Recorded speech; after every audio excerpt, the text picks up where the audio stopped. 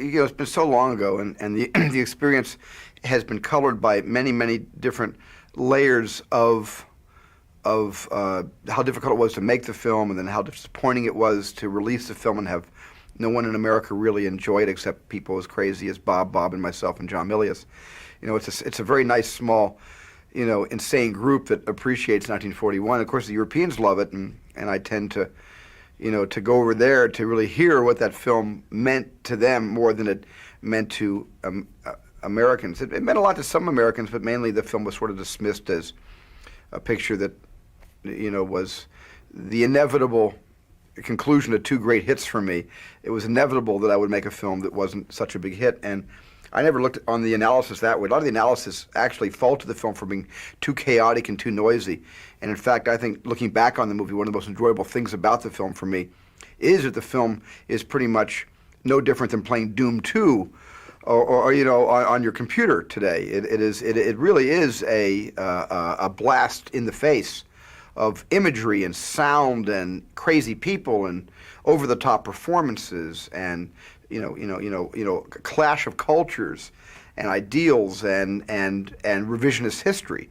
So the whole film sort of I think, was way ahead of its time, coming out in 1979, but perhaps was a little more current to today's CD-ROM information highway generation.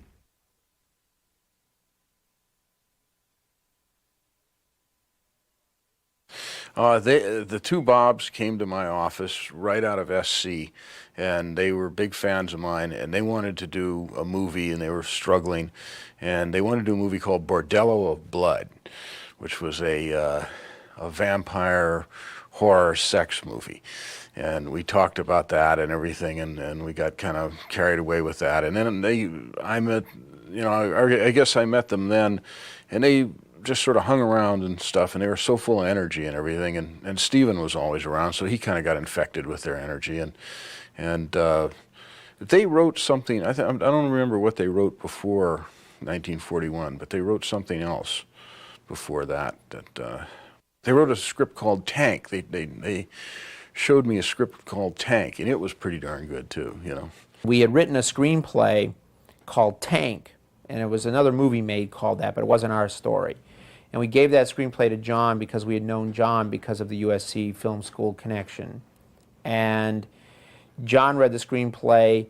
He wasn't crazy about the story, but he liked the way we wrote. And he said, "Have you guys got any other ideas for any other movies?" And we said, "Well, we thought we immediately came up with this outrageous concept of hysteria on the home front during World War II."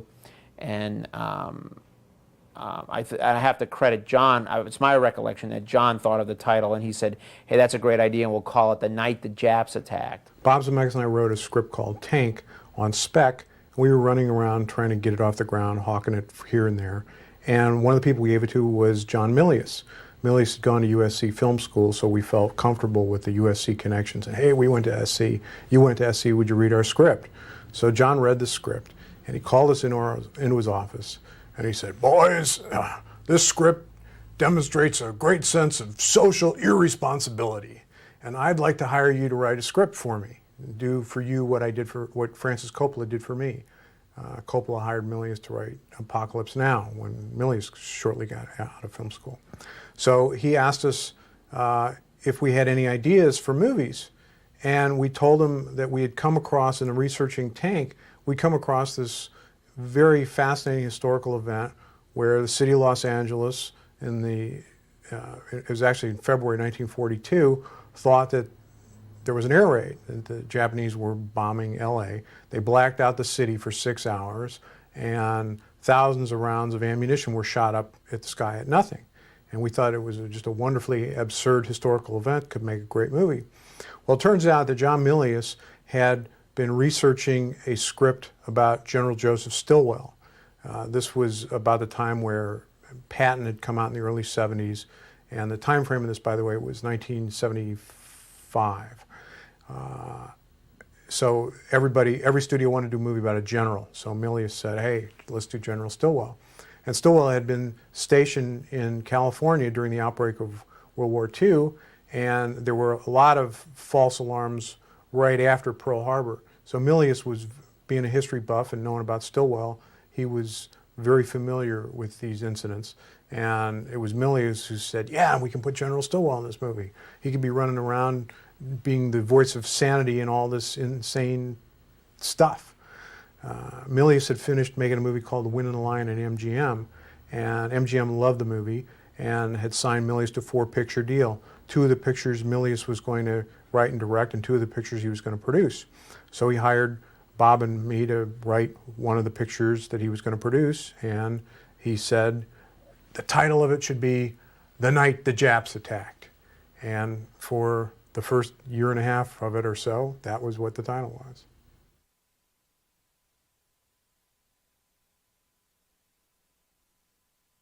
Researching the script, both Bob and myself immersed ourselves totally in the 1940s. I went down to the downtown LA library every day. I didn't have a car at the time. I'd ride my bike down there, and I'd spend 7 or 8 hours a day in the history department just reading and absorbing old magazines and books and all kinds of period stuff. And we were watching old movies, listening to records, listening to music of the time, big band stuff. The Anderson sisters, of course, are in the movie as a reference to the real Andrews sisters, who were about the most popular singing group at the time. And one of the things that we noticed in the old movies from the 40s was they would say, buy war bonds at this theater. And we thought that would be a great thing to end the movie with, to have a card come up to say, buy war bonds at this theater, to put everybody in the 40s frame of mind. Never ended up there, but you just write all this stuff in a script because it's fun and you can, and paper's cheap. We combined a number of historical events into one big mess in 1941. And among what those events really were, first of all, there really was a Japanese submarine that shelled the coast of California. This took place actually in February 1942. The submarine, the great story about it is that this was a submarine, or the captain of the submarine had been an oil tanker captain, and he had come to Santa Barbara a lot, to the Standard Oil facility there, to buy oil from the United States. One day when he came ashore, the executives of Standard Oil were treating him like an important dignitary from a foreign country, as was the custom, and they were escorting him up the path from the beach, and he slipped and he fell into a patch of cactus right on his ass. And some people laughed at him, and he suffered a tremendous loss of face. Very bad thing in the Japanese culture.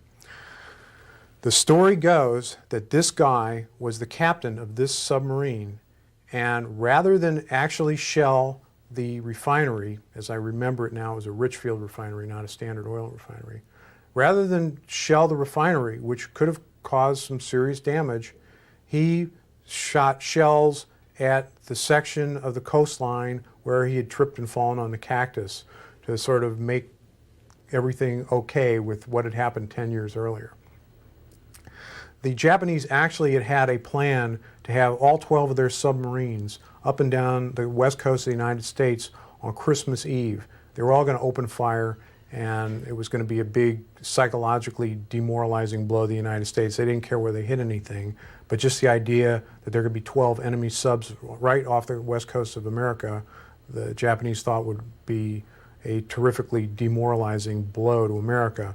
Luckily, our anti-submarine tactics had gone into effect, and this did not happen. But this one submarine did come by, and it opened fire, and there was panic that immediately went up and down the coast. And because of this sighting of the submarine, LA had very itchy trigger fingers. And a day and a night later was when this false alarm air raid took place. Somebody says they saw something. Now, nobody knows for sure to this day whether anything was up there or not. It certainly wasn't a Japanese plane. It may have been a stray weather balloon. It may have been nothing. It may have just been somebody got nervous and shot off their anti-aircraft gun, and herd poisoning took place. Somebody sounded an air raid alarm, and the city blacked out for 6 hours, and all these gun emplacements started firing up at the sky at nothing. So that was the main event that triggered our thinking about this. In 1943, there were the Zoot Suit riots in Los Angeles. The Zoot Suit riots were, well, first of all, there were the Zoot Suiters were Mexican Americans who ran around these outrageous clothes.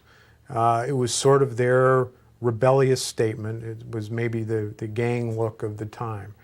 And the American servicemen resented it.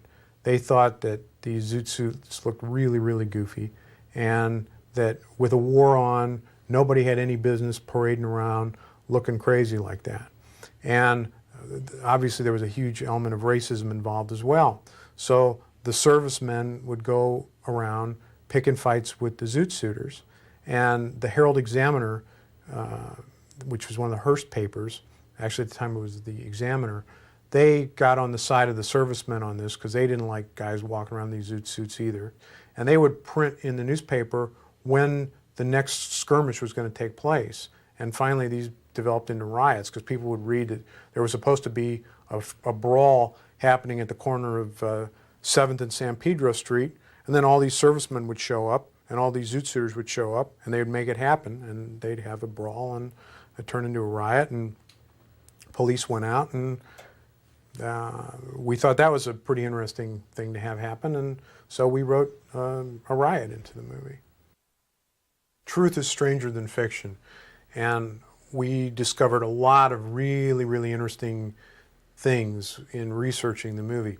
One of them was that on the roof of the Lockheed plant in Burbank, they actually built a quarter-size or sixth-size town. They built fake city streets with little buildings on it so that anybody flying over the plant looking down, it would look like there was a street there. It was not a plant, it was a street.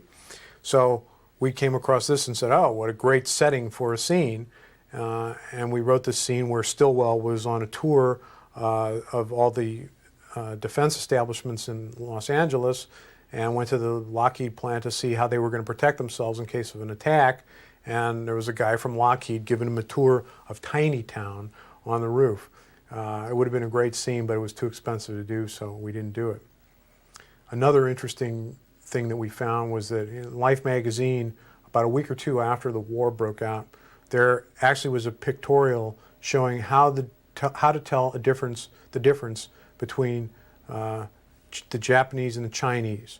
The Chinese were our allies, the Japanese were our enemies. So they actually had these like racial charts showing that the average Chinese person was taller than the Japanese, and it was very, very racist and very, very weird, but it was also very funny in a twisted way, and we tried to do a version of that scene in the script as well, but Steven, rightly so, said, you guys are going too far with this.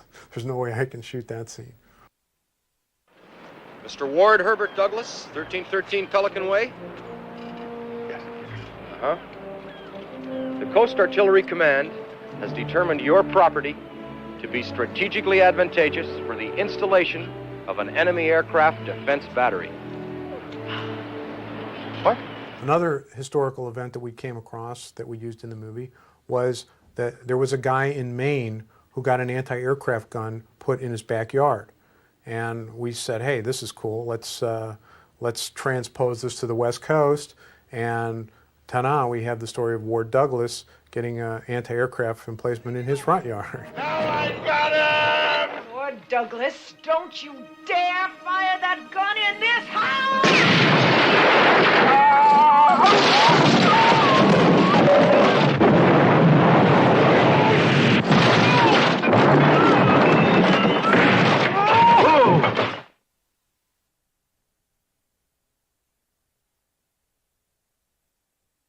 The history of 1941 at MGM is real interesting. First of all, Herb Jaffe, who produced The Wind and the Lion for Milius, was also involved in Milius's deal. So he was involved at the beginning as a producer. And we wrote 2 drafts of the script for MGM and brought it to Dan Melnick, who was head of MGM at the time. And Melnick just didn't get the script. He didn't understand it, and he particularly was not happy with the word Japs in the title. Herb Jaffe, who had been in World War II in the Pacific Theater, got very gruff, and he said, I was in that war, Dan, and nobody ever called them Japanese. Anyway, Melnick passed on the project at MGM, and it so happened that Milius was very good friends with Steven Spielberg. They go out skeet shooting once a week together, and Milius was telling Steven about these two crazy guys that he met, had come out of SC Film School and wrote this absolutely insane script about this LA air raid that had a tank battle in it and had submarine and all kinds of insanity. The first time I heard about 1941, it was called The Night the Japs Attacked. And I heard it during an afternoon when I was skeet shooting with my friend John Milius and our then two protégés, Bob Zemeckis and Bob Gale. And the two Bobs had come up with this crazy screenplay that they had written. They told me about it. And I think what got me to want to read the script was they described at one point a scene where the Japanese, I think they're attacking an important strategic target, but in fact have targeted Pacific Ocean amusement park, and blow the Ferris wheel, which rolls down the pier and into the water. And I remember getting the script and immediately turning to that page and noticing the way Bob and Bob write. Bob and Bob write by emphasizing things by putting exclamation points, underlining in capital letters. So the first line would be something like, the Japanese put their deck gun and aim their deck gun, at the Ferris wheel, and they have one exclamation point, all lowercase, and then it would say, they fire the gun. The word fire is capitalized, and there's two exclamation points, and then the shell hits the Ferris wheel, and half that's capitalized, and there's three exclamation points, and of course the Ferris wheel rolls all the way down the pier and into the Pacific Ocean, is all in caps, all underlined with maybe a zillion exclamation points. I just remember, if that isn't the exact script, that was the impression I got from reading that section of the script, that these guys really had a passion to see this movie made by their use of punctuation and grammar and capital letters. And I thought, well, anybody that passionate about something, it's worth the read. So I sat down and read the entire script. And I must say that there's a part of me in my nice conservative life that is probably as crazy and insane as Milius and the two guys that wrote that script, that really got me attracted to the project. So it wasn't like I thought it would be an interesting science experiment to do 1941, but I really thought it would be a great opportunity to break a lot of furniture and see a lot of glass shattering. And it was basically written and directed as one would perform in a demolition derby. And he said to John, I want to direct this movie, John. The only thing is, I'm about to start making this movie about UFOs at Columbia, but when I get finished with it, I'd love to make this movie. So John said, great, okay, let's set it up. And irony of ironies, the guy that ended up running Columbia at the time that it was going to get set up at Columbia was Dan Melnick, who had passed on the script at MGM. And of course, Steven Spielberg was a much more bankable name than John Milius was, and Melnick just kind of shrugged his shoulders and he said, well, I passed on the script at MGM, but gee, if Milius and Spielberg say this is a really good project, I guess it must be. Okay. Universal got involved because Steven had a deal with Universal, and here he had made Jaws for Universal. He went off and made Close Encounters for Columbia, and Sid Sheinberg at Universal was kind of giving Steven a little bit of a hard time, saying, Steven, you got to make another movie for me. You got to make another movie for me. And the budget on 1941 was huge. So Steven said, I got an idea. Why don't we make this a co-production between Columbia and Universal? And they flipped a coin to decide who got domestic distribution. Universal won that one, and Columbia got foreign distribution, but Columbia was the studio that won the right, or lost the right, in terms of overseeing the production. So we dealt with Columbia executives in the actual making of the picture, but it was Universal's marketing and distribution department that handled domestic release.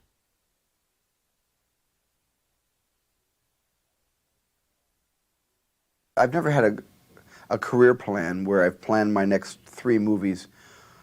It was just something that came at me, and I knew that John was interested in directing it, but then Big Wednesday came along, which was truly his personal passion and his pleasure to do a surfing movie, and which made the script available. And then John said, "Why don't you direct this?" And I had read it already because the two Bobs were sort of, you know, interning with myself and with John over the years.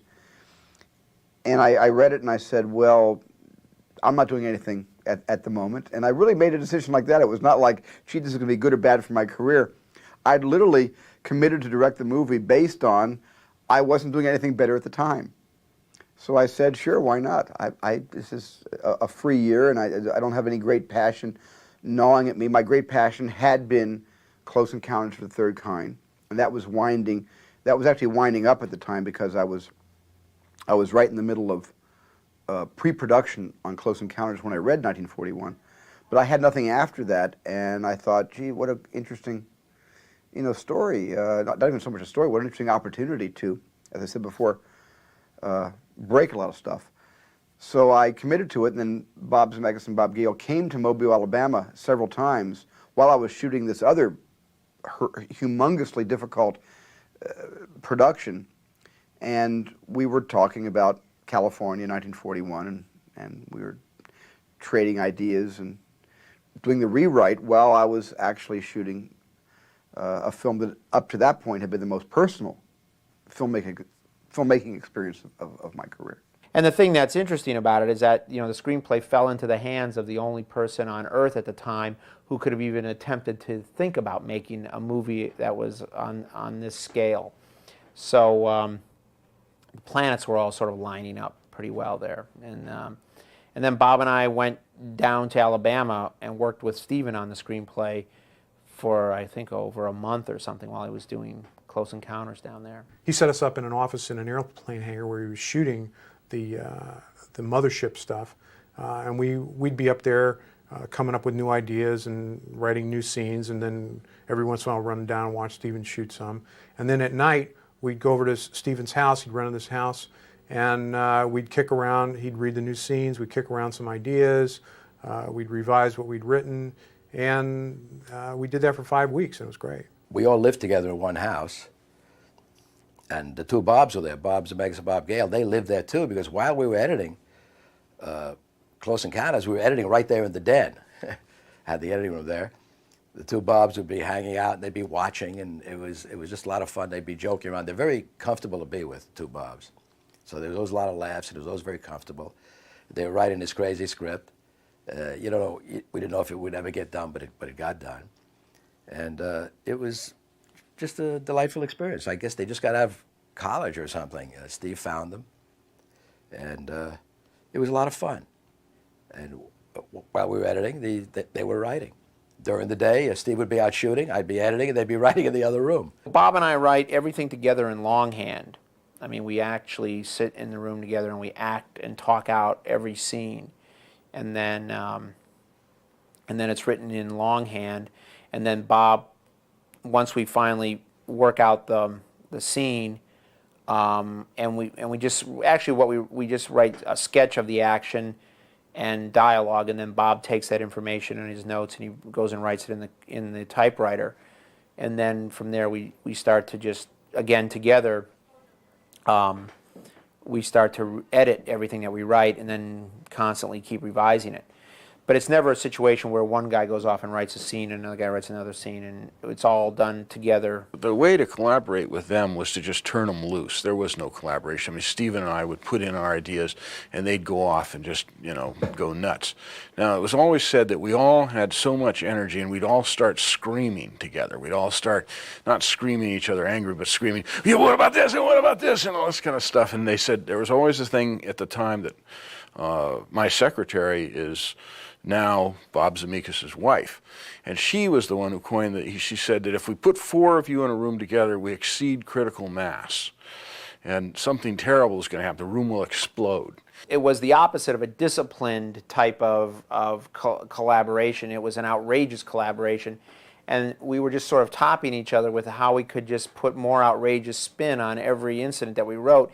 And of course, Bob and my mission was every time Steven would get an idea, no matter how outrageous it was, we worked very diligently and spent hours and days to try and figure out a way to actually fit it into the structure of the story. So it basically just kept accumulating. We just kept, that's why I call it the kitchen sink. We just kept throwing everything into the screenplay, including the kitchen sink, until it just became this mountain of gags. One of the script writing habits that Bob and I picked up from John Milius was to put some kind of a quotation on the title page of the script, right after the title page of the script. And I don't actually remember what the original quote that we had was on the first 2 drafts of the script, but we got more into writing it and rewriting it and rewriting it as we got closer into production, and the production guys were figuring out how much this movie was going to cost, and Steven started to get terrified about how high the budget was going. One day in a production meeting, he said flat out, he said, "I will not make this movie cost a penny over $11 million. Well, by the time we were writing our 8th or 9th draft, and we were tired of whatever quote we had originally put in the script, we decided to put Steven's quote on there because the movie was about to go into production, and I think the budget was at this point already quite a bit higher than $11 million. And you know, our sixth sense of humor, we just had to do that.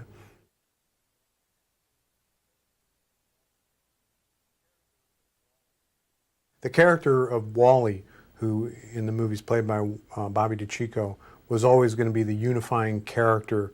It was sort of his story touched everybody else's story, the quest of this one character. And some of that, I think, got lost in how the movie finally ended up being edited, but in the expanded version that is on this disc, I think you'll be able to see how his story did and was the main focal point that just cut through everybody else's story. In the original draft, we first actually even met General Stilwell through Wally, because Wally and Dennis went to this department store.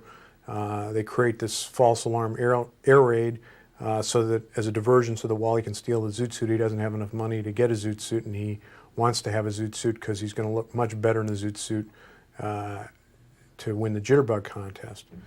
There was another scene that was in originally that actually this was one that Steven thought of, where we were going to meet Wally practicing his dance steps by mimicking Fred Astaire behind the screen of a movie theater. And so there would be this giant Fred Astaire and this little Wally, and Wally would be doing the same dance numbers as Fred Astaire. It'd be a great visual image. And the usher came and caught him and threw him out of the theater, and they broke through the screen. And for some absurd reason, we thought it would be funny if there was some Joey Brown short on the screen as well, and they could run out of Joey Brown's wide open mouth. One of the ideas that John Milius had about what should happen in the story was that there should be a character who lost her virginity during the air raid. So we had devised this sequence where Betty ended up losing her virginity to Sitarsky under a truck while the air raid was going on. Because with the air raid going on, he was handing her these lines. Those are the Japs, they're bombing us, we're all going to die. You don't want to die without ever having experienced the best thing life has to offer. And he seduced her while the air raid was going on. And in fact, while this was going on, Wally commandeers the tank, and the tank is rumbling, and she's just yelling, "I feel the earth moving, I feel the earth moving." Steven decided, I think, that was going a little bit too far, so we toned it down.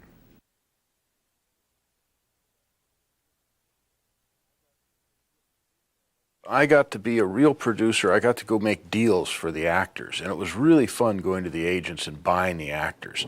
And I had this wonderful technique. I'd offer, say, a 10% increase on the actor as to what they'd got and I'd gotten before, and I'd say, you have until 4:30 to accept the deal, and then at 5 o'clock, I'm cutting it $5,000. At 6 o'clock, $5,000 more. And of course, they never want to get back to you, and they'd usually get back to me the next afternoon. I said, well, let me see, we're down to such and such by now, And I made all these agents cry. I loved it. It was terrific, My name's Wild Bill Kelso, and don't you forget it. Wild Bill Kelso was actually a relatively minor character in the original drafts of the script, and he became a bigger character when John Belushi was cast to play him. It was our intention that this character just came in at the end of the movie to add insult to injury. But then I completely understand that when someone like John Belushi gets cast, then he was a big star then, and he was added into more of the movie and became brought into the film earlier on. Steven decided that he should put more of John Belushi in the movie and did a couple of extra scenes where he got lost over the Grand Canyon and tried to open up Coca-Cola or the tomato soup or whatever it was, on all kinds of gags in his airplane. Start.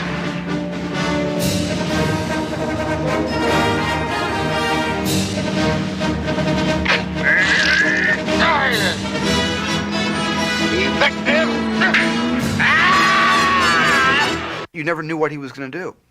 You never knew if he would stay with the script or make up his own dialogue, or he was going to turn to the left with a funny-looking extra that appealed to John's sense of humor that he might want to fold into the scene or not. You didn't know what John was going to do. And the moment where John was trying to get back on the airplane, and he got back on the wing of the plane, and he turned, and then there was a lot of morning dew on the wing, and his foot slipped, and he took a real header head first. Luckily, his fall was broken, but unfortunately, it was broken by a human being who happened to be standing there and reached up and actually half caught John and half allowed John to land on him. And if you step down your version, you'll see the fall John took was a pretty serious fall, but John didn't get hurt. It didn't even faze him, and fortunately, the actor he fell on was not hurt. So, and it was a very natural fall, so I kept it in the movie. Working with John Belushi was in itself a motion picture experience. I mean, that's a whole other story. We would need a whole other laser disc to talk about that, because that was a whole other experience. I really loved John Belushi and had a great time working with him. And he was great to me and my family, and we got along great, and he's just an amazing talent. He's still missed today.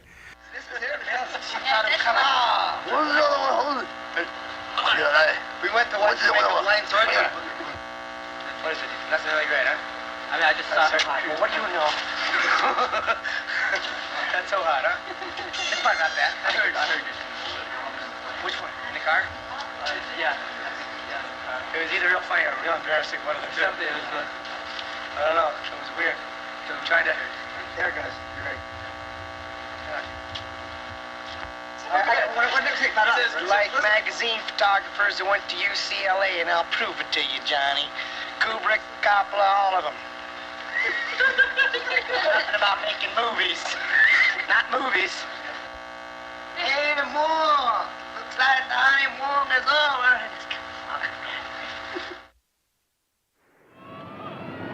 Madness. It's the only word to describe it. This isn't the state of California, this is a state of insanity. My first choice for General Stilwell was Charlton Heston. But my real first choice for Stilwell was John Wayne. And John Wayne and I had met at Joan Crawford's memorial service at the Academy. And we were sitting on a dais, and because my first professional job was directing Joan Crawford in a television pilot, Night Gallery, they thought it was appropriate to get the new generation to her memorial service, and I was very happy because I liked Joan. I liked my experience working with her on my first show. And of course, John Wayne was there, and John Wayne kept looking over at me like this, because I was, at the time, I think I was in my 20s. I must look like I was in my teens, and Wayne made a bunch of cracks about who is this guy sitting here talking about Joan Crawford. He looks like, my great nephew. And he made a lot of jokes about me at the time, and so we were able to meet backstage after it was over, and he came over to me and said, look, I hope you had a sense of humor, because I wasn't trying to hurt your feelings. I just had to say those things. I couldn't help myself, and I said, "No, it was just great to meet you. I need, if you would knock me across the room, I would have still been happy to have made contact with you." And we were talking about John Ford, and we became kind of like telephone friends for not very long. We talked on the phone, once a month, and I'd call him about ideas I had about movies, and I tried to get him to talk about some of his past works. And at one point, he even sent me a script that I think he had co-written that he wanted to do with Maureen O'Hara about a camel race in Morocco. It was an interesting script. 1941 came into my life about that same era, and I said, I have a chance to direct this movie called 1941, and I would love to send you the script to see if you would consider playing General Stilwell. Well, he knew all about General Stilwell. He went on and on about what a great general he was. And so with great enthusiasm, he said, please send me the screenplay. So I sent him the script, and I must say he read it, I think, that day, because he called me the next day on the phone. And he was outraged. He thought it was the most anti-American piece of drivel he had ever read in his life. And he said, I'm so surprised at you. I mean, I thought you were an American. I thought you were going to make a movie to honor the memory of World War II. But this dishonors the memory of what happened. It's not even accurate. He says, I was around when those fake bombs fell out of the sky, and there was no panic in Los Angeles. There were some news reports on the radio, and that was about it. And he said, then he just tried to talk me out of making the movie. He said, you should never make this movie. Don't even make this film. He said, I'll be very disappointed in you if you wind up making this picture, because this is not, this is really sort of an anti-American film. I never saw it as an anti-American film, but he took great exception with that. We stayed friends. We stayed on the phone, and we just went on to other topics. Never mentioned that movie again. But the next choice was to go to Charlton Heston, who I believe also felt that the film was a bit of a slap in the face of America, or a pie in the face of America. And that's how I used to always think of 41. It was like a pie fight from the old silent movie era. And what's wrong about sticking a pie in the face of the Statue of Liberty from time to time, if it's in the spirit of humor? But I don't think Chuck Heston thought it was in that spirit as well. I didn't talk to Heston. Milius did, because he had the relationship with Chuck, and John just reported that Chuck had said no, in no uncertain terms. And of course, our next choice was Robert Stack, who probably turned out to be the greatest General Stilwell of any of the aforementioned actors, because he looks a lot like Stilwell, especially with the haircut and the glasses. He was a spitting image of Stilwell.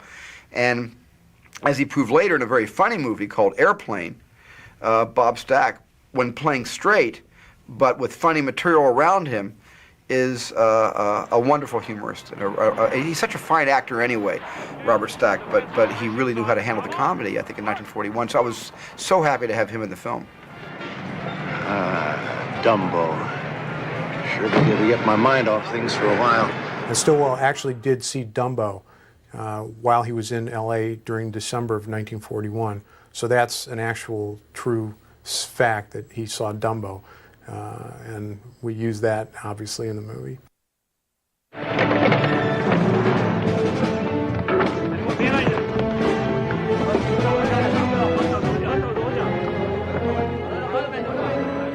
Toshiro was acting like a drill instructor in the Marine Corps. He was a lot of these extras were, were just people who weren't extras. They were hired because they were Japanese, and they probably never been on a ship before in their lives. Even though they were on a fake ship, sitting in a tank on stage 27 at MGM. They had to look and perform like sailors, and Mifune did not like the way they were undisciplined. So he asked me for permission to take over the direction of all the Japanese extras in the film, and I gave him permission. And they were all kind of wise asses. And they were out in the parking lot. And the first time he got them out there, he went up to them and he got them standing up, and they were sitting there. And the first one he went up to, and he said, this is the way that the Japanese officers drill their men. And he went up to the first one and he goes,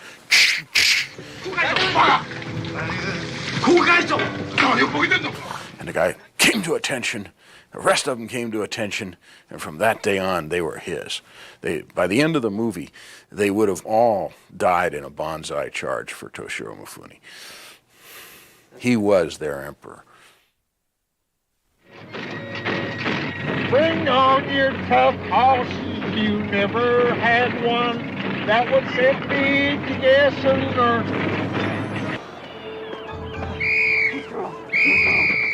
The original concept of the Japanese was that they would always stay on their sub. They never would leave their sub. Well, Steven and John got this idea about seeing the Japanese come into a hot dog stand and cut up hot dogs like sushi. And Steven also wanted to do his version of the old Three Stooges gag where the Stooges were dressed up as Christmas trees and go wandering around and are hiding out. And it was kind of a funny scene. And there was this farmer who happened into the place where the Japanese were cutting up these hot dogs, got scared and ran off, and that was the extent of his part. Well, Steven cast Slim Pickens to play this part, who essentially had no dialogue. And a week or so later, he was bemoaning the fact that here he had cast the world's greatest character actor, Slim Pickens, and there wasn't anything for him to do. He didn't have much of a part. And maybe Bob and I could figure out a way to expand this character so that it would be a part worthy of Slim Pickens. Everything Stanley Kubrick has ever directed has been a personal inspiration for me.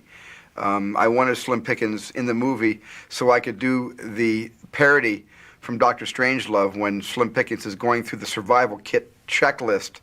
And of course he goes through the Cracker Jack box, and he also goes through the checklist of all the items that they're taking from his pockets. And it was a bit of a both a send-up and an homage to those moments in Dr. Strangelove. It was actually Brian De Palma who suggested that his name be Hollis Wood and do a sort of who's on first routine because the Japanese are looking for Hollywood, and Holly is short for Hollis, and everybody would call Hollis Hollywood, so they're asking him, where's Hollywood? And he's going, I'm right here, I'm right here.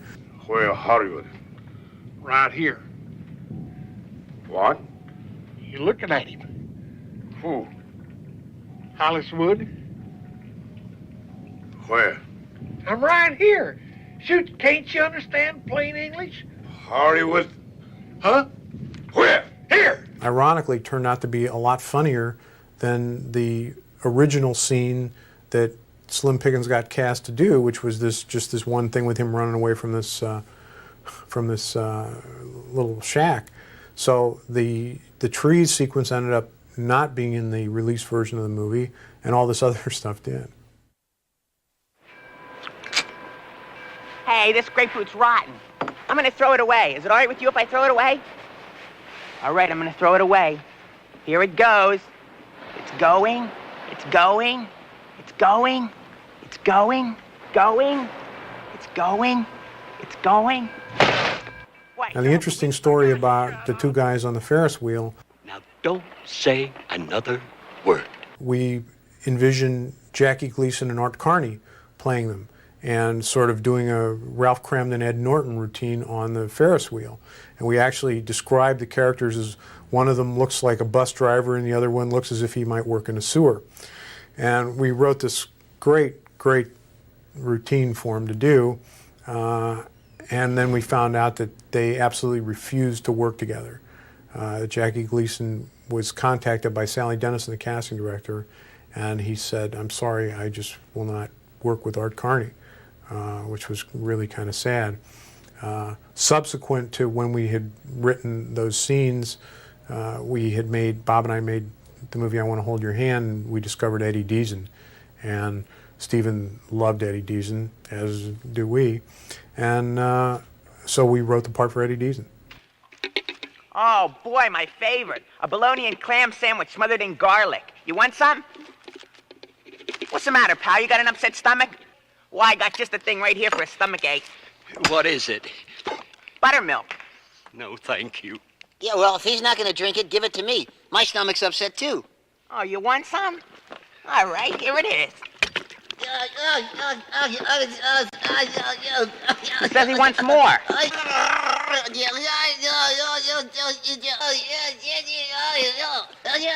Oh, lockjaw again, huh? Hey, kind of hard on the little fellow, aren't you?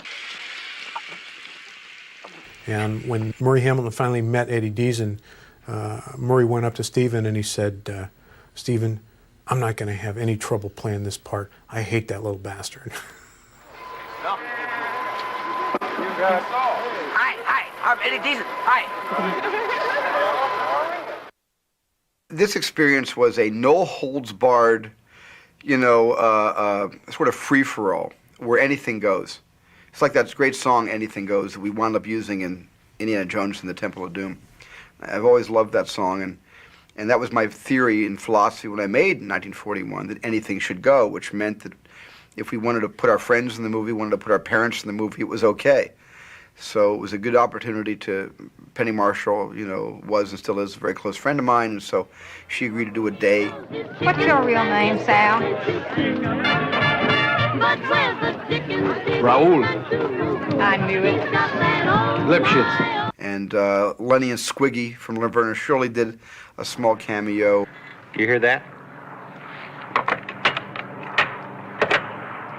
Yeah. Milius ran through it as a crazed Santa Claus, firing a gun into the air. This is the kind of movie that if you worked on it, you were going to be in it sooner or later, because it just sprawled all over everything. You couldn't help but get it on you, So I don't remember how that happened. I think that I showed up on the set, and Steven was always having me write things on the spot, because he always maintained that I wrote my best things right there, leaning over the hood of a car or something like that. So he'd say, do a scene like this, or do a scene. I think this was one of those scenes where he says, do a scene where Santa Claus comes up and shoots out the lights. And so I wrote the scene or whatever, and he says, now you be Santa Claus. And they outfitted me and gave me a pistol, and it seemed like a good idea at the time, John used to do something at night in front of the car headlights. He would do a great Bigfoot being caught in car headlights impersonation that only Milius can do.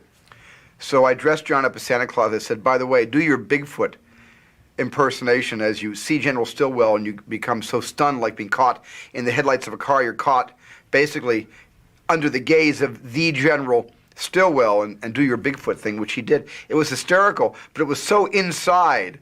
Only I knew it was funny, and only Bob and Bob knew it was funny, that it was the kind of thing that it was better, left out of the movie. It was too much of an inside gag. Lights out! Lights out! We won't need the Japs. Throughout the entire production, I kept saying, we're missing Fred McMurray. The one ingredient in 40 we're missing is Fred McMurray. Later, I wound up saying, we're also missing a lot of humor. We should make this comedy funnier. But that never came to pass.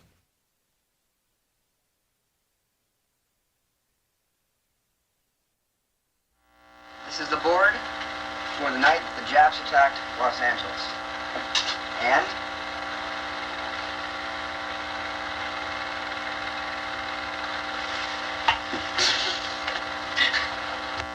I missed a shot. Take two. It's late. I'm showing this. This is a sacrifice to the writers for such a ridiculously long schedule. Here, we got the new thing. Remember the Jaws thing? Once that movie started, there was very little you could do except sit back and watch.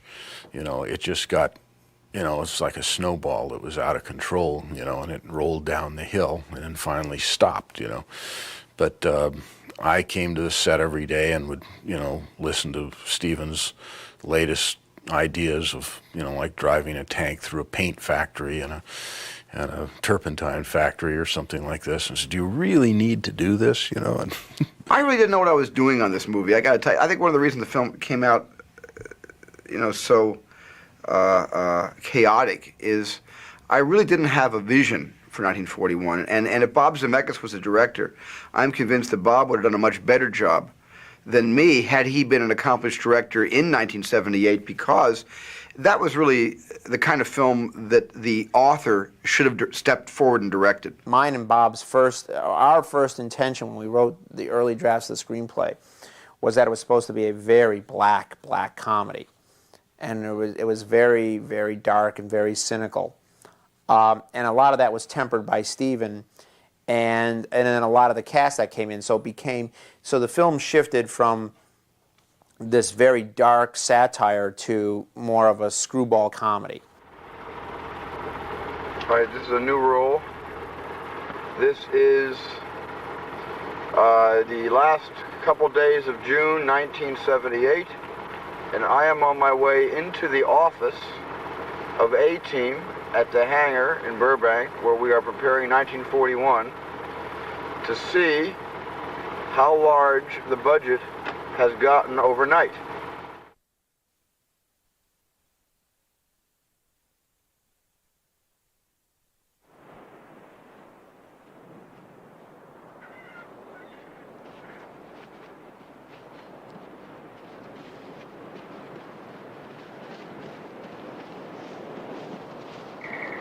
I guess the one funny idea that I had, independent of any of the source material, was I thought it'd be really funny to start the film with a takeoff on Jaws.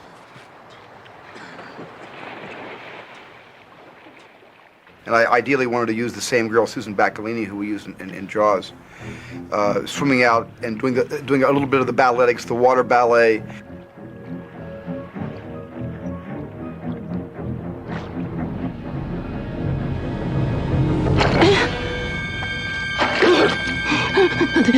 And then all of a sudden bubbles form, and as opposed to being ripped apart by a shark, she is skewered by a periscope, and as the entire I boat rises under her, she winds up 50 feet in the air.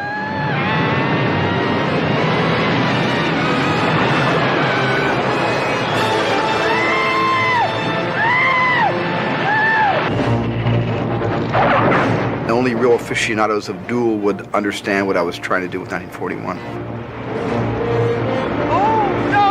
In 1941, we used the same gas station where Dennis Weaver goes to make a phone call, and the truck attacks him in the snake farm.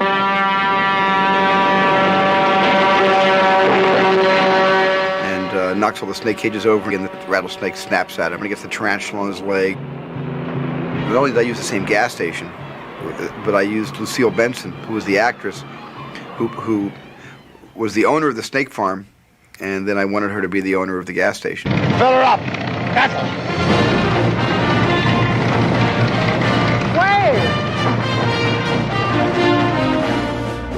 One of the things I tried for, I got this idea for a sight gag, where I wanted von Kleinschmidt, played by Christopher Lee, in trying to threaten Slim Pickens while he's sitting on the can to work a little faster and returning the stuff he had internally taken. That I wanted him to take this device out of a bag. It's like a lethal weapon. It's like a dowel and some chain, another 2 dowels and a big hook. And Slim Pickens is going to confess his soul and his life when he sees this thing. And it turns out to be a coat hanger, and they put von Kleinschmidt's coat on the hanger and carry it to another room. And I shot it, but when I previewed the film in Dallas, nobody laughed. It wasn't funny. If problems with your digestion you have, ways of relief we can give to you.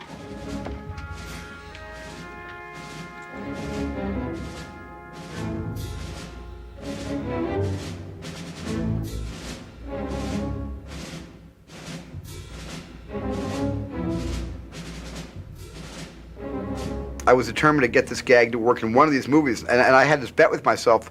I would try this gag out in my next 10 films, and I would stop when it was got a laugh. And fortunately, when Tote comes out in Raiders of the Lost Ark, and he takes the torture device and turns it into a coat hanger, it got a big laugh, and I was satisfied.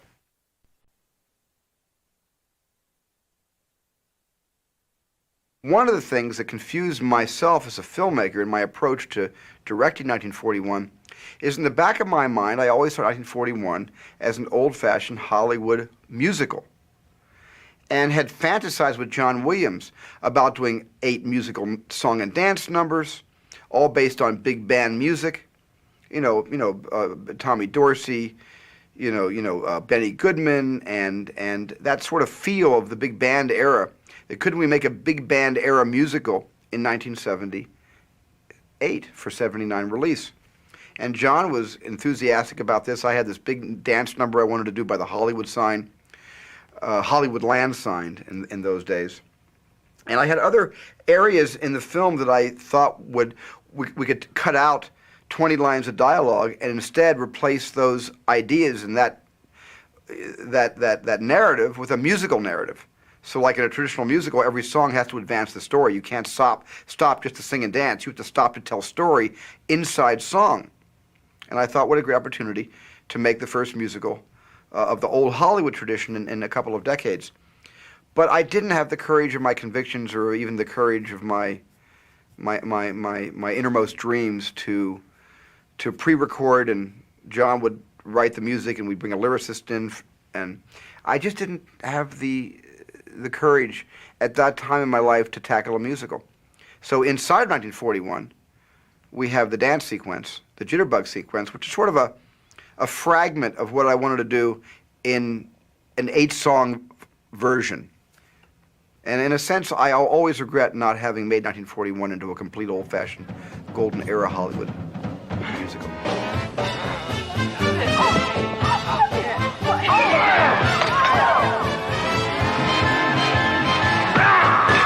I think the most satisfying experience for me in making 1941 was shooting the Jitterbug contest, which Tom DeRolf choreographed for me. In the case of 1941, music preparation, I think, began a little bit earlier than usual because of the canteen sequence especially, which had the fight in it and also kind of ballet, a sort of dance, if you like. And this cantina scene, I think we actually rehearsed the scene to the music of Benny Goodman's Sing, Sing, Sing, which is wonderful. I don't know how many people remember that, but Sing, Sing, Sing dates from 1938, when Benny Goodman did the first jazz concert at Carnegie Hall in New York City. And he presented his swing orchestra in Carnegie Hall, and there was a great uproar in the press that the world of music was contaminated by jazz, that he had the temerity to bring jazz into Carnegie Hall, this sacred temple of art. And it was the finale of Goodman's concert, and it tore the house apart. And it was a very famous thing in American popular music, a very famous event and a very famous piece. Everybody beyond a certain age knows the story and knows the music.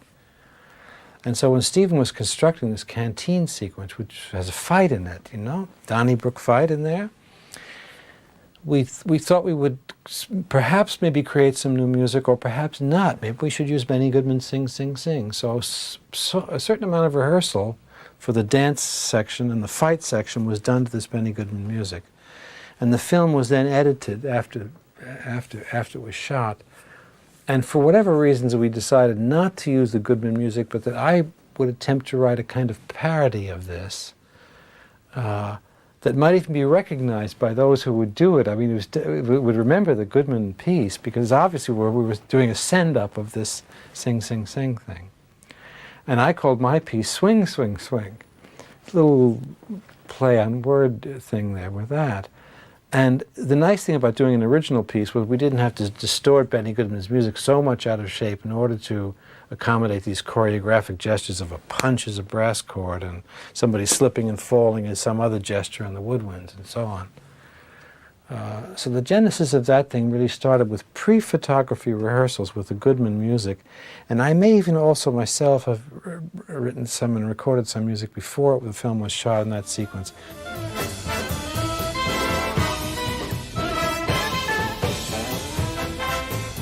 This is the sequence shot at the USO, and it's not in the picture where Bobby Seco dances on top of the table, and we actually believe that it's Bobby doing all the dancing all the time. Bobby was a good dancer, but I don't know if he was quite the tap dancer that Steven wanted. We did a switch. We thought that Tom's dancing, his just tapping, was so good. How could we start on Tom's feet and let him do some real Fred Astaire hoofing, dolly down this banquet table on his feet, and then somehow wind up without a cut with Bobby DeCicco landing into the medium shot. And the one way we did it was we lowered a kind of trapeze bar from the ceiling. So Tom just had to lift himself up, and then Bobby had to lower himself down, so there would be a nice blend between the feet making a jump. So Tom's feet jumped and Bobby's feet landed.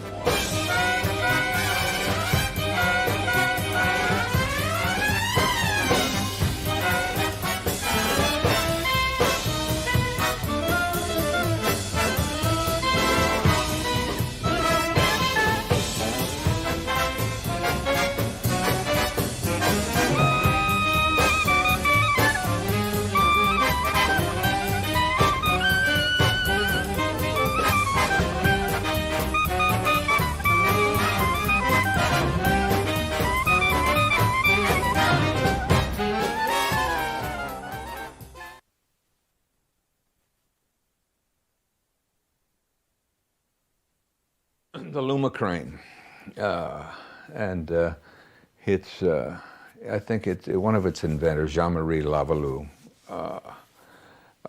became an extremely useful tool for us in 1941. We talked about it and thought about it. It was in France, and we'd have to bring it over from France to Hollywood. And we talked about it, and we felt that it would help us implement what we wanted to do with the miniatures. That was the beginning of the thought process, I believe, to bring the Luma. Also, it became very inviting looking at the reel that we had seen about what the Luma could do, is going from exterior and through a window into another room, come back again and come outside. It gave us a lot of latitude to do what we want to do, working with airplanes and moving from the ground up to the cockpit and so forth. We had a dance sequence at the USO that I think one shot lasted 7 minutes, and we used the Luma, did the 360 with the Luma. It allowed us a lot of variations that you normally can't do with a standing camera. It had a camera at the end of a boom, which you could control 50 feet away with the operating wheels and so forth, and you could move that camera any way you wanted to. You were unlimited in what you could do with it. But the first day's dailies sold everybody. We couldn't believe that we had achieved something that we thought we might have problems with. And so from that point on, we were all sucked in and we all loved the Luma. And the Luma became primary camera. It became the A camera on the shoot.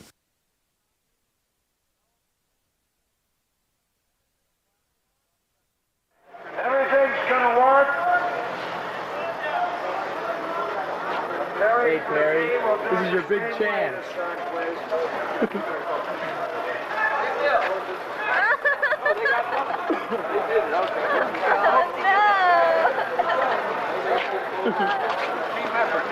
Hey, is this sound? That's right. Hey, how are you? It's really good to be back. The set of 1941. We're going to blow up this marquee over here. Just wait and watch. Okay. Tree Williams.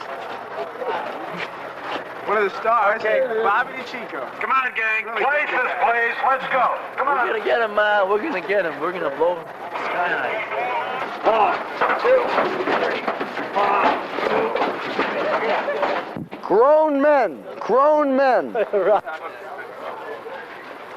Oh my God.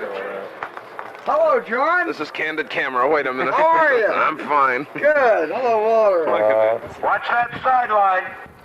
You gotta be on the music box side of that coffee. Don't catch yourself on fire, Sammy. That's okay. All right, well, let's get it together. Smile. Flynn. Hey, production value. Hey, Frank. Hello, Steven. How are you? How are you? What are you doing up there? Sleeping? Dead tired. Dead tired, huh? Yeah. I don't blame you. You've been working hard. Not really. I'm on that already. Go.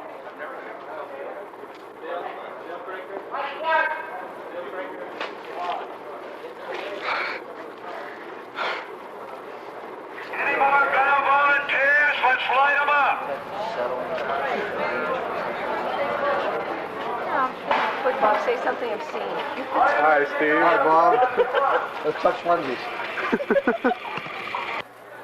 It doesn't even have a reflex viewer.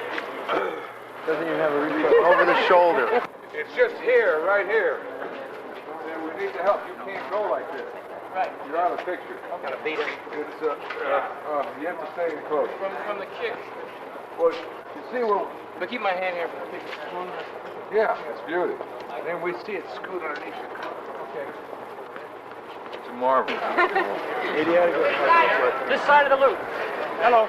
How you doing, AD? All right, how are you? How do you like this show, AD? Say a few words. Okay, fellas, this will be picture. Please get ready. Tommy gun should be ready. Is it too much?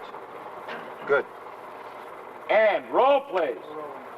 95, 6, 3. Okay, here we go. Everybody ready? Everybody set?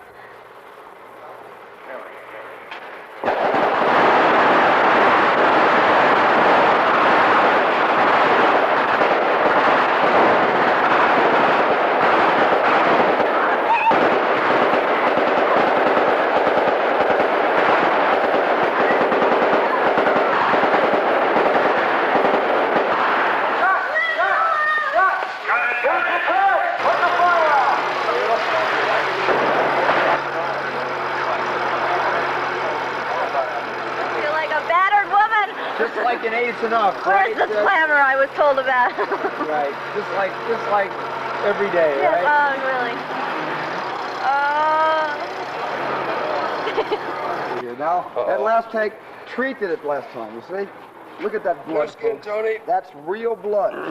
Here. About a week. Oh, I love it. Just about a week is all. All right, everybody go back and we'll come back in a week. Andy, are you done, Andy? To work.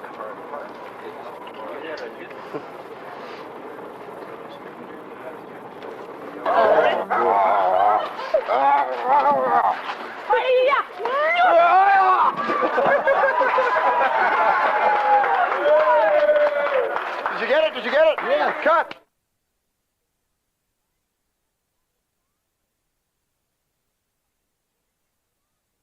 We've got about 10% less of this stuff showing out, but then we added some.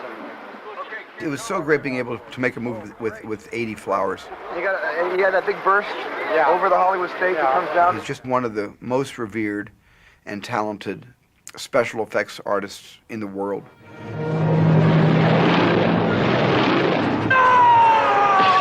To create the effect of a full-size plane rolling over, we did use a technique that I'd worked on years ago at MGM when we built a set in a huge circle.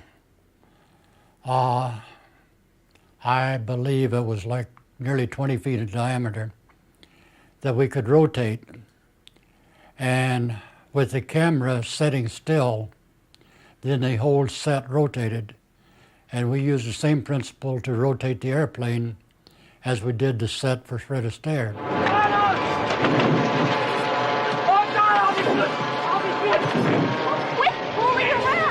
Now that takes care of the full-size plane, but then we also made we call it a guillotine, to make a miniature plane roll. We put miniature airplanes, on wires. AD invented the system that could actually spin the wires, all three of them from both sides, with maybe 100 feet or 200 feet in between stanchions.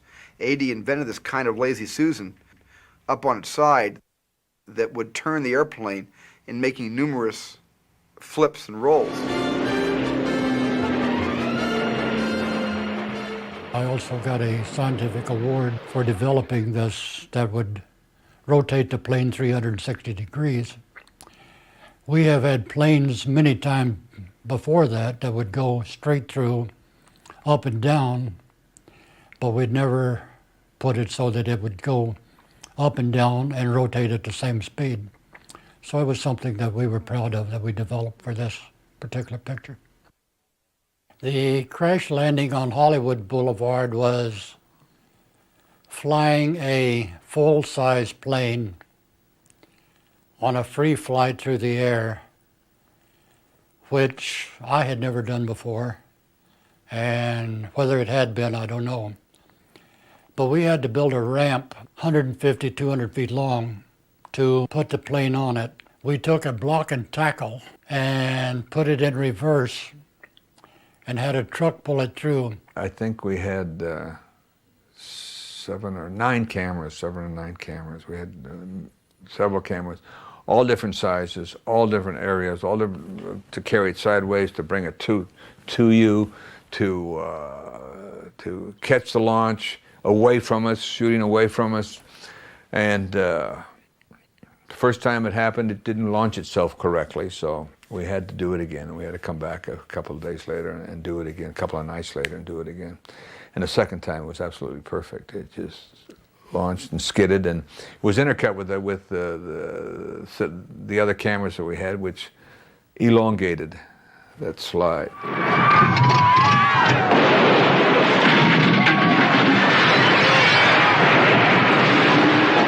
The P-40 has a takeoff speed of about 70 miles an hour.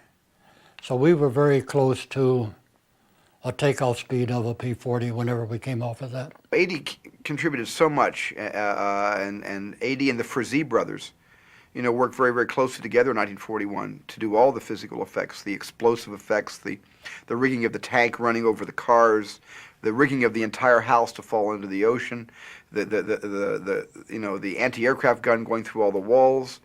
They were responsible for everything that is full size and physical, and they did brilliant work on that movie. And then I think he retired shortly thereafter, 1941. Suggested I retire with him. He said, "You're as worn out as I am. We should both retire." AD, we'd like to interview about that last shot. We had a short in our switch, sir, and when he plugged it in, it went automatically. That part. I f***ed up. Will you do me a favor? Yes, what is it? Fire me. No, I can't. You're too young to retire.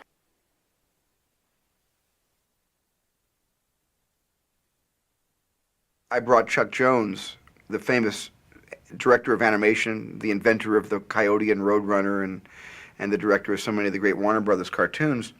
And I met him and wanted to bring some of that Warner Brothers Looney Tune value to 1941. And Chuck came up with a great sequence about a runaway torpedo that goes through town with people actually falling on top of it and riding it for a few blocks and getting knocked off and going under cars and threatening to hit something and blow up part of Los Angeles. And Chuck came up with something that was so wonderfully, so loony in its concept and so toony in its execution that it would have been perfect for animation, cell animation, but would have been technically and logistically impossible to shoot with a movie camera with stunt people and real sets in a real world. Maybe today with CGI, computer digital technology, it would be much easier to make that sequence, come to life. But we couldn't do it with with the money I had in the budget in 1978. They wanted us to build a torpedo that would come out of the water. This would be full size.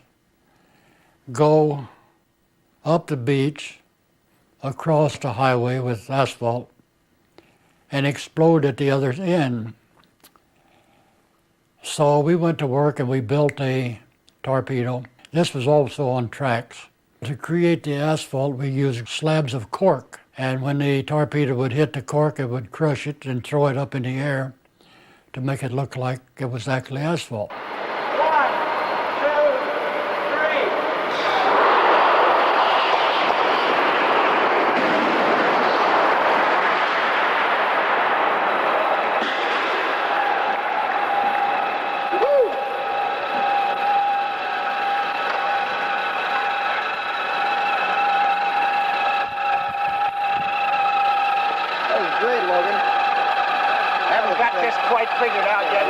But we put dirt underneath the cork so it'd kill the crack. Yeah. And then whatever goes under here, I don't know, because that may be water but we'll probably still...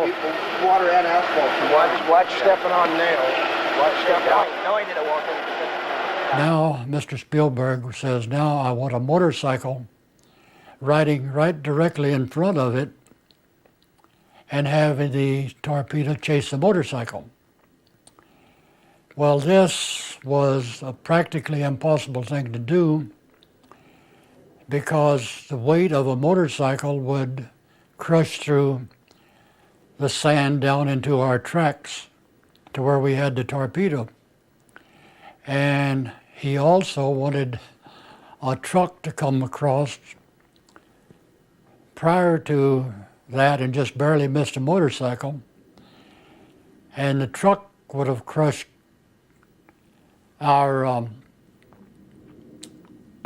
track. One of the first things we did as we set up at the Burbank airport for our miniature and physical effects facility was watch the effects guys build this, it might have been a 60, 80-foot track to hold a full-size torpedo, because one of the initial sequences, the submarine fires a torpedo that goes up on the boardwalk and breaks the planks and chases people around, which I don't believe ever got filmed. But they had built this full-size torpedo out of sonotube with a fiberglass head, and they put it on a track, and it was pulled by a Shivan pulley with a pickup truck. So when the pickup truck accelerated, the torpedo would go whizzing down the track, and when the pickup truck stopped, the torpedo theoretically should have stopped. But the day they were testing it, the torpedo got up to speed, and they went like, yeah, that's a good speed, and then they put the brakes on the truck. But the cable holding the torpedo didn't hold, and it went flying through the door of the metal door of the hangar into the parking lot. So it was like half out of the door, half into the parking lot, and between the two front wheels of two cars, missing each one by about a foot. I remember later on, Buzz Feichens and John Milius went outside and took poses of it like big game hunters.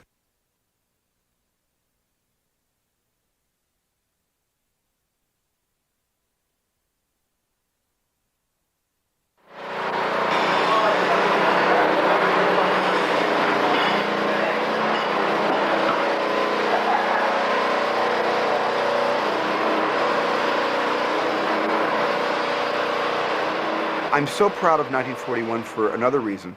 I think 41 has the greatest miniatures since the Leyendecker days, since the old, Arnold Gillespie days of the great MGM miniatures from the 20s and 30s and 40s. And I think Greg Jean and his team of artisans and craftspeople and just, artists did the most amazing job recreating not only Pacific Ocean Park, but recreating Hollywood Boulevard, with the Roosevelt Hotel and the Broadway and all the different buildings that were there in that era. They recreated on stage 16 at Warner Brothers, and Pacific Ocean Park was built, I think, on stage 30 at MGM Studios. Hey!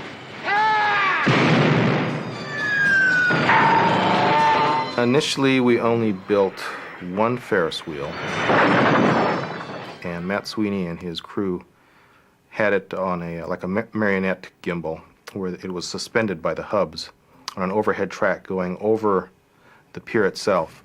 There was a cable that was dangling that hopefully you didn't see too much. That had to be wound around the Ferris wheel to give us power for the lights.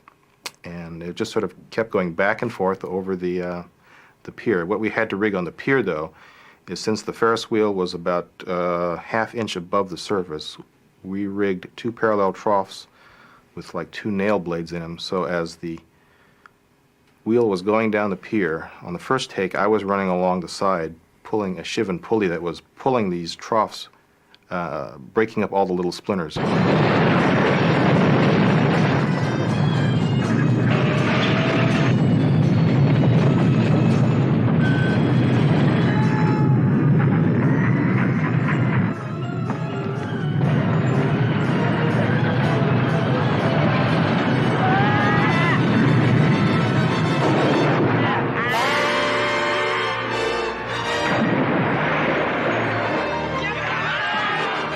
We arrived at MGM about 5:30 in the morning and rigged the Ferris wheel, and we probably started to roll camera about 9 o'clock, and everything was going well. Hit the water and went down, and there was cheering and hollering, but there was like, Steven was standing there going like this, and we're like, uh-oh, what's going on? So after a conference, he came up and says, well, guys, how soon can you re-rig this Ferris wheel, because I want the lights to stay on under the water when it goes on, and I want a bigger explosion when it hits the water. So we were going crazy for about 4 hours, and about 2 o'clock we had straightened out what damage was done to the Ferris wheel, because it initially hit a little ring of primer cord and some of the metal was bent. And then we laminated resin over all these light bulbs up. We had to restring on the whole thing. And about 2:30 we shot it again, and it worked the way he wanted. It hit the water, there was a bigger splash, and it stayed lit as it went down. If they wanted a third take, I don't think we could have done it. We love the use of smoke in that picture, so I think we used it extensively.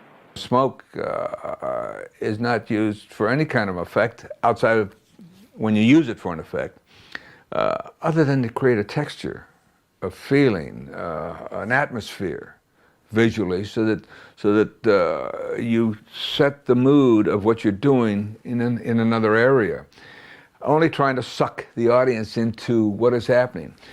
It helps you achieve a lot of the effects because it kind of diffuses the unreal part of what we're trying to make real. We were concerned at some point that the smoke would be, because it was an oil smoke at that time, would drift and lay on top of the miniatures and create a sheen on the actual model that would give away the scale. So every now and then we had to go down and wipe everything off, wipe all the oil off. But nowadays they have a dry smoke that eliminates that problem completely. But in those days we had a rag crew out every morning just wiping everything down.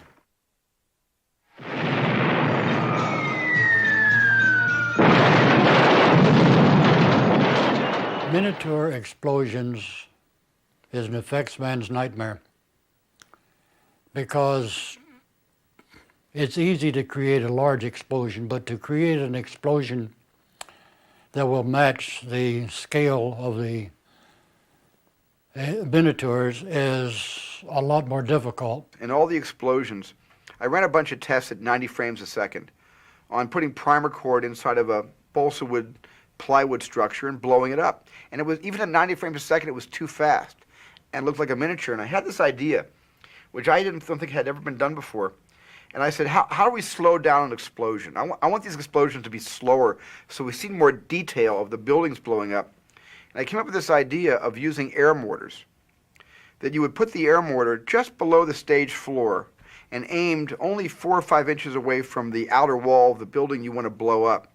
And then inside the air mortar, I put glitter, Christmas glitter, red and silver glitter, and little tiny pieces of balsa wood, which we call minutia, and mixed it all in there. Then I thought we should put flash bulbs with different colors on the flash bulbs, orange, yellow, red, white flash bulbs, and trigger the flash bulbs at the moment the air mortar is exploding the walls out. So you had a backlit effect, so all the minutia would be backlit by these flashes. And then I could reduce my frame speed to about 45 frames a second instead of 60 or 90 frames a second, and all the explosions were done with air mortars. And I'm very proud of that because it really gave each explosion was much more detailed the way things blew up.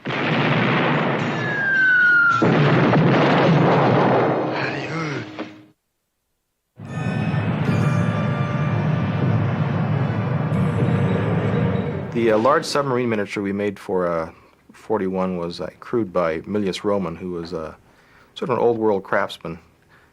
And he made this thing, I think it was like 15 feet long. He did it with planks and spars, then we skinned it with foam and fiberglassed it, put ballast tanks in it. So it was actually sort of could have been a functioning little submarine.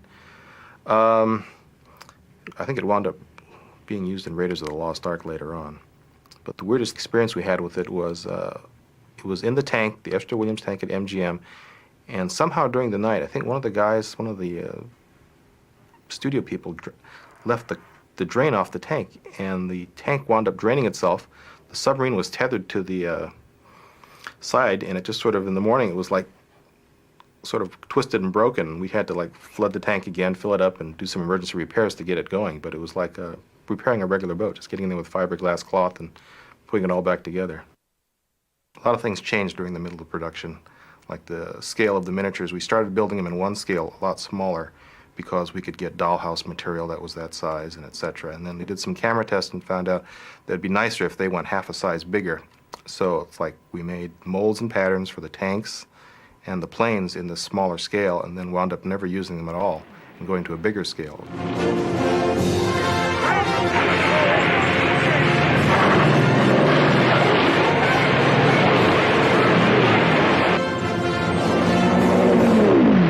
We used forced perspective to get the most out of the shot. Because we were shooting in such a wide format, we could see things past the main street. So rather than go to the expense of building very expensive miniatures all the way through and not having enough room, we actually just sort of forced the perspective just past the first row of buildings. As a matter of fact, we used like 4 dozen cardboard boxes with holes cut in them as light boxes with transparencies or little toy dolls behind them. I remember we called all these furniture shops and tried to get all their refrigerator cartons we can and brought them over to the stage. Some people thought we were junk collectors. When it was decided we had to go down lower in the street, we had to come up with all these little miniature details to make the street look actually alive and lived in, since there were actually no people on the street. So we added a lot of little things like fire hydrants and newspaper racks and vendor stands and mailboxes and a lot of cars, just to add some life to this barren street. The The cars we carved out of foam and vacuum formed. I must have done about 36 of these 1940 Fords. Then we went over to like the local Savons and cleaned them out of all the little Barbie cars for the right wheels, and just sort of tacked them together and taped them together very quickly. Some of them we actually put little RC units in, but because of the interference with different radio signals, the cars would like swerve out of, hit buildings and do other stuff. So a more safe method was came up with, and we used just strings, guys behind the buildings, just pulling strings at cue. We'd yell like, car number 4, car number 5, car number 6. And then sometimes the camera cart, which was also very low on the ground shooting up, would react to this radio interference and just like cream the cars and cream half the buildings on the bottom and just crush a lot of stuff. But it was a pretty hit and miss thing half the time, but most of it worked out pretty good.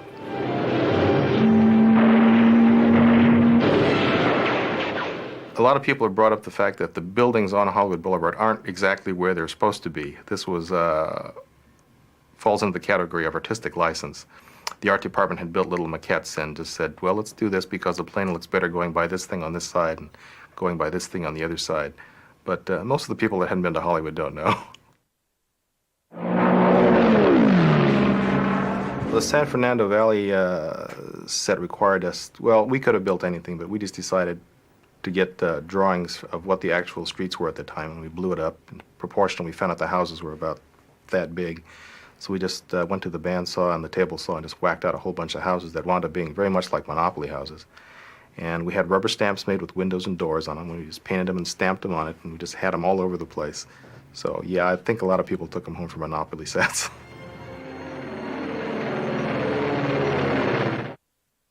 I've been very fortunate in my working with Steven in that the first film I'd worked on, Close Encounters, I got an Oscar nomination with Doug Trumbull and all the other folks there. And then on 41, we were fortunate enough to get another Oscar nomination myself with A.D. Flowers and Bill Fraker, and I'm just tickled pink about that.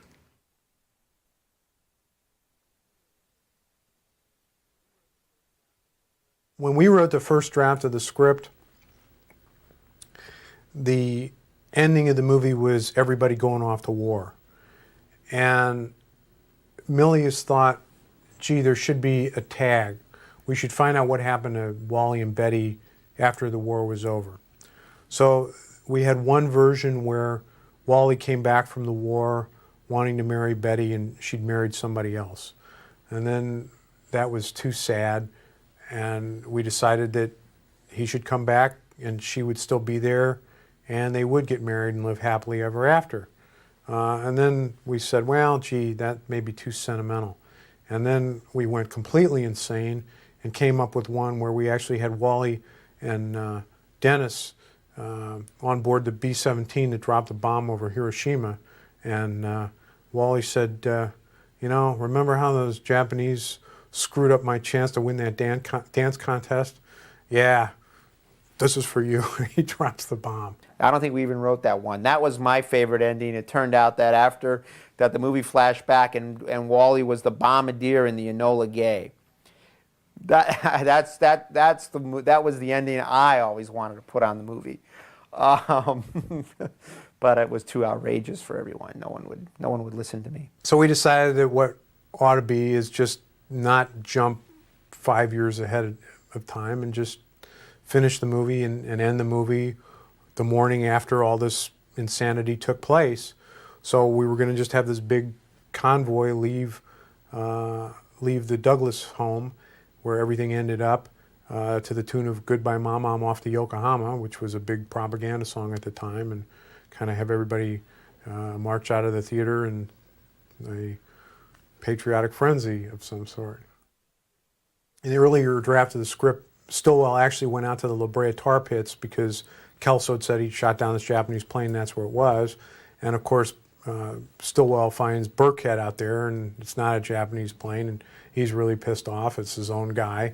And he says, Burkhead, there's a madman running around telling people that he shot down a Jap plane, and I believe him. So I want you to get a bucket of red paint. And you know what you're going to do with that red paint? No, sir. What, sir?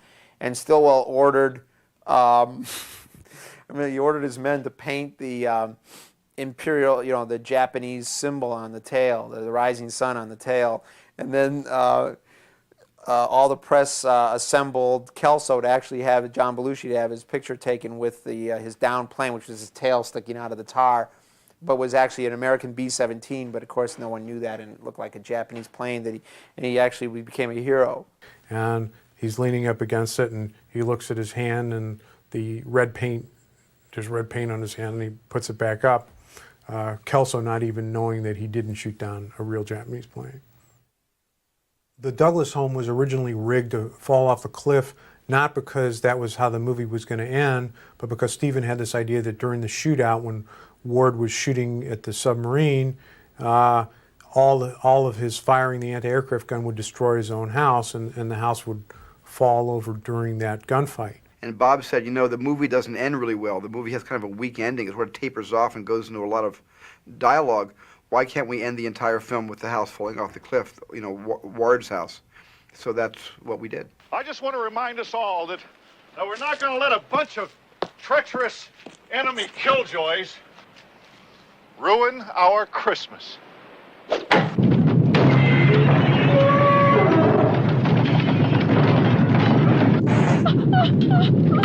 The entire house was on rollers. We had cables to hold the house in place so that it wouldn't go until we wanted it to. And for a little bit of insurance, we had an incline for the rollers to roll the house down. This happened to be the first time that I'd ever done this. And it was a one-shot. And to really be honest, it turned out better than I expected. That's great. And then Steven said, we got to have every single character in the movie converge at Ward's house, including the Nazi from the sub, including Meyer Mishkin, the agent.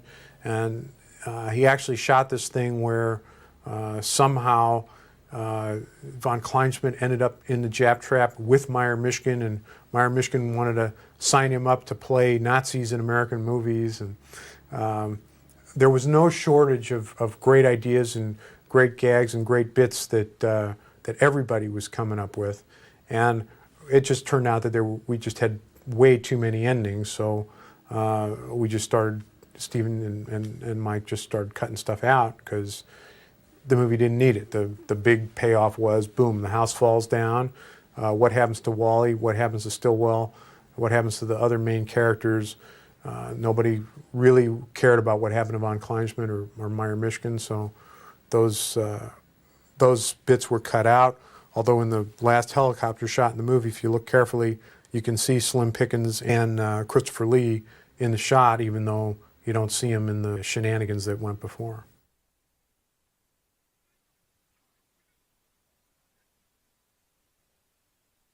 Steve shot each scene complete by itself, and then we intercut in the editing room to figure out where we want to intercut and what we wanted to do. There was a lot of that going on. But that show was chock full of everything. And it was just a lot of fun to work on. It was my second show with Steven. The first film he ever edited with me was Close Encounters of the Third Kind. And of course, he thought I was going to go off in some sort of esoteric artistic direction after Close Encounters, and instead I said, the next picture is this. So Mike had a great time cutting 41. It was one of the biggest challenges he's ever had. We had over 1 million feet of film exposed on 1941, and that's a lot of filing and cataloging and cutting. Well, I've always worked with John Williams on all but one film. And John, I think, is still to this date, the best march he ever wrote was for 1941. I actually prefer that march to the march he wrote for Raiders of the Lost Ark. I felt, and Steven did also, that certain characters, I think especially John Belushi, you know, that he should be characterized by a typical World War II American march of the kind that I grew up with as a child and played with even in school. And that march has a kind of jazzy, almost southern swagger to it. I mean, I can even say that in our minds, the American drill sergeant of World War II was always some guy from the Deep South, you know, with a you-all accent and all this kind of very down-home swagger to him. And it's jazzy, and the accents are tilted, and the syncops are a little bit off, and it's a little bit impertinent. in its character. Some of the kids with their uniforms wore when they were soldiers, this kind of youth of this time, and the impertinence of it also. And so that it has fun, but yet it has a military aspect of the period also, I think.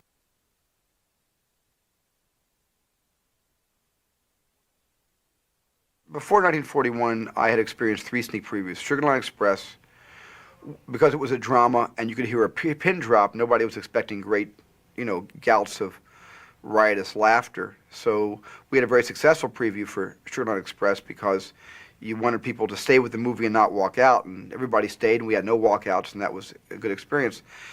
Jaws was a through-the-roof phenomenal preview, which I'll always remember, as was Close Encounters, which was a phenomenal preview as well, with a big standing ovation at the end of the movie, at the end of Close Encounters. So I had found this one theater in Dallas, Texas, to be my good luck theater, called the Medallion Theater. Because we had previewed Sugarland there, we previewed Jaws there, and Close Encounters there. And I had 3 really great previews in that theater. So, of course, naturally, I wanted for good luck's sake, because most directors have superstitious, fragments to their natures. I wanted to do 41 there as well, and I did. But that preview wasn't like the first 3 previews. That was a preview where, people laughed and tittered at the beginning of the film, and then as the film got noisier and more confusing and more riotous, the laughter became just kind of wonderment, and the wonderment became kind of amazement. And I even saw people holding their ears. I actually looked over the entire preview audience, and midway through the film, I had never seen this before in a preview, audiences, at least 20% of the audience had their hands over their ears. I've seen audiences covering their eyes during Jaws, but never over their ears. That's a whole new experience for me. And I knew we were in trouble at that point. And of course, without the laughter and nobody laughing after 2 hours of a preview, when they're supposed to be laughing for 2 hours, you realize you're in a bit of hot water. And at the end of the preview, all the,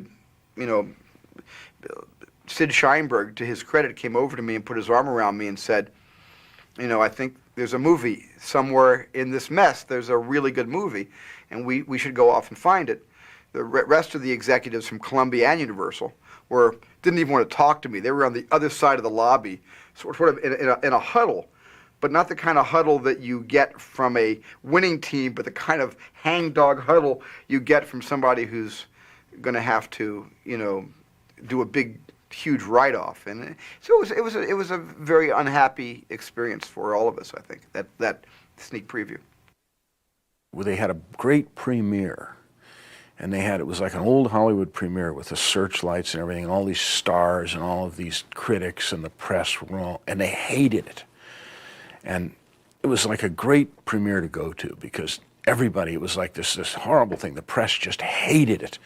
And the audience didn't laugh or anything else, and they were all so snotty and everything, and it was a wonderful thing, and we didn't care.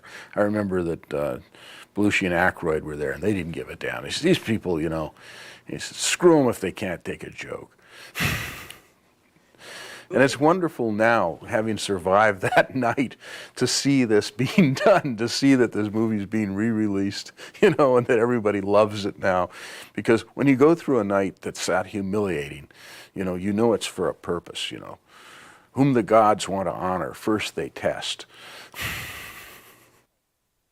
Well, I felt responsible, felt like, you weren't able to, we missed connecting with the pop mentality of the nation. And it was kind of a strange time, too, because the film was one of those situations where the budget of the film was reviewed more than the movie, and that happens with a lot of big, expensive films that come out. But I'm still very proud of, the outrageous nature. My feeling is that whenever you can have a scene that has Christopher Lee and Slim Pickens and Toshiro Mifune all acting together and all 3 of them speaking a different language, that makes my day. That makes me feel great. A lot of the reviewers are real nasty to Steven. I think that they had set him up way too high in their minds as a god or something, or perhaps it's the natural human thing of when you build somebody up, then the next thing you want to do is tear them down. I think the movie is underappreciated. it is down in the history books as a big flop, but it wasn't a flop. The movie didn't make the kind of money that Steven's most successful movies have made, obviously, but the movie was by no means a flop, and both Universal and Columbia have come out of it just fine. So certainly there's a stigma that a lot of critics have against slapstick. The general public, I think, recognizes that the Three Stooges are great comedians, but there's an awful lot of critics that don't want to mention the Three Stooges in the same sentence as Charlie Chaplin. We all knew that it wouldn't get good reviews. We knew when we made the movie that it was politically incorrect, and we loved it for that. Matter of fact, the term that we used at that time was social irresponsibility. And ask the Bobs about it, because they'll talk about social irresponsibility. We even had a Latin motto, civitas sine prudentia, which means a citizenry without prudence. And that was the idea, that it was this movie was truly socially irresponsible. And that's what we really loved about it. So we knew that critics would hate it because they were all gunning for Steven anyway. I pretty much knew we didn't get the reviews on 41. And I read all the reviews about 5 years later, and I was fascinated with them. I thought they were really interesting reviews, and I was almost sorry I hadn't read them closer to the time the film was out.